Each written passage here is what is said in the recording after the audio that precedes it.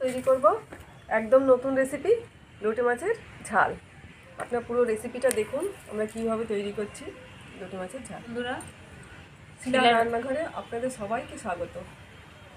কড়াইতে সর্ষের তেল দিয়ে দিচ্ছি, একটু পরিমাণে বেশি দিয়ে রান্না করব।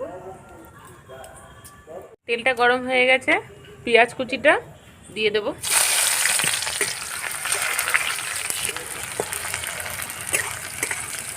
কুচিটা দিয়ে দেবো।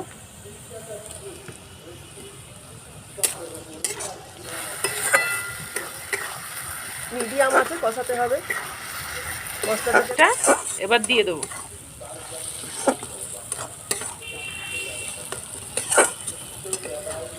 তৈরি করে নিতে হবে লোটে মাছের ঝাল। ধনেপাতা কুচিটা দিয়ে দেবো।